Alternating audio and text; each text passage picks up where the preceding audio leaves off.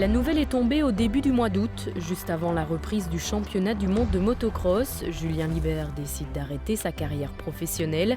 Une décision surprenante pour ses supporters, mais toute réfléchie pour le pilote de 26 ans. J'ai fait une grosse chute au Grand Prix d'Allemagne où j'étais deuxième et depuis j'ai pas mal galéré parce que j'ai eu une fracture au niveau du coude qui s'est bien refaite, mais au niveau du poignet j'ai eu une fracture au niveau du scaphoïde. Et là, ça a été plus compliqué parce que j'ai eu le cartilage fort abîmé.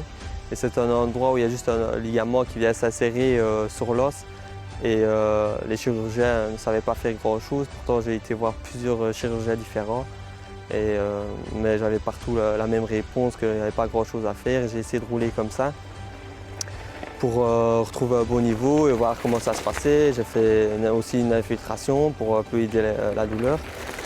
Mais finalement, il y avait toujours une petite douleur qui était là, qui gênait et qui ne me permettait plus de rouler au plus haut niveau.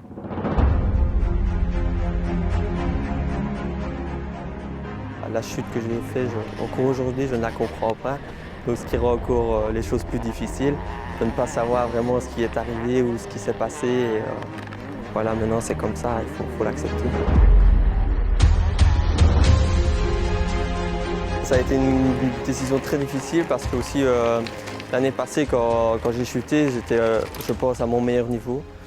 Et j'ai l'impression que ça a été une décision forcée à cause de cette blessure et que j'aurais encore voulu rouler plusieurs années et évoluer et atteindre encore d'autres objectifs.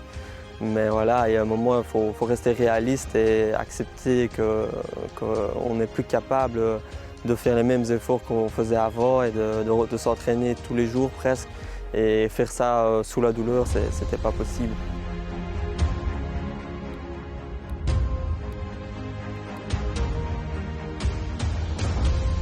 Julien avait pourtant déjà surmonté des épreuves. Après plusieurs opérations de la hanche, le Malmédien revient sur les devants de la scène en 2017 en décrochant la plaque rouge du leader du championnat MX2 après 1 an et demi d'absence. Son retour dans la terre et dans le sable avait alors marqué les esprits. Revenir dans un team privé, championnat du monde, faire plusieurs podiums, être en tête du championnat pendant un moment. Non, il n'y en a pas beaucoup qui l'ont fait, donc non, c'est très bien. Ouais. Un souvenir peut-être à retenir de cette carrière, ce serait lequel? Un souvenir, je dirais le podium au Grand Prix de Belgique à Lommel. C'était un des plus beaux souvenirs parce qu'il a été très difficile de l'atteindre.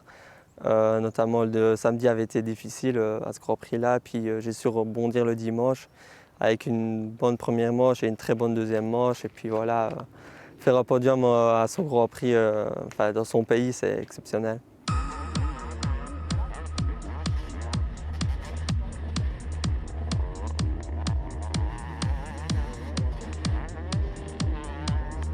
On parlait de l'après motocross. On imagine que forcément on ne peut pas totalement quitter ce milieu-là non plus. Non, c'est sûr, l'après motocross, déjà je pense que je vais continuer à rouler de temps en temps pour le plaisir. Maintenant, j'aimerais bien ouvrir une piste d'entraînement avec mon frère. On va essayer de travailler là-dessus, essayer de trouver un endroit loin des maisons qui ne dérangerait personne. Mais on sait que ça va être très difficile, mais bon, là c'est un challenge et on va essayer d'y arriver. Ce qu'on aime bien faire, moi et mon frère, on en avait déjà la piste ici à Malmedy, qui était une piste privée. On aimait bien créer des nouvelles pistes. Maintenant, au niveau amateur, on ferait quelque chose de plus adapté au niveau amateur.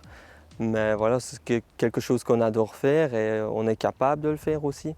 Donc voilà, maintenant il faut trouver le terrain et toutes les autorisations pour réaliser tout cela.